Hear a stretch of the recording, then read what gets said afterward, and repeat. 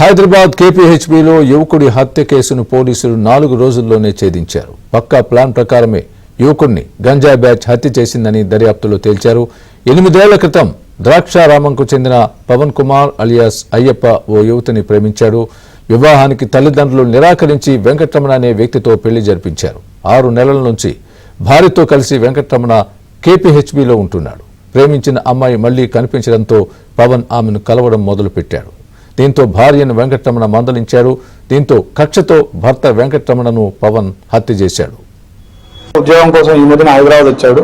ఈ A1 accused వచ్చి ఈ అమ్మాయిని వేరే దగ్గర చూసి ఫాలో అవుతూ ఈ అమ్మాయి ఉన్న ఇంటి ఏరియాకి, ఈ భగత్ సింగ్ నగర్ లో ఉంటారు వీళ్ళు, అక్కడికి వచ్చి తరచుగా తిరగడం చేసేవాడు. దాంతో ఈ భర్త మందలించేవాడు.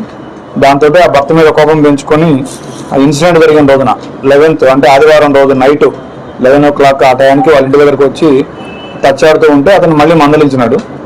అయితే ఇతను ఆ రోజు సర్దార్ పటేల్ నగర్కి వచ్చినాడు. ఎవరైతే డిసీజ్డ్ ఉన్నాడో అతను వాళ్ళ వైఫ్ లేదు, ఊరికి వెళ్ళింది.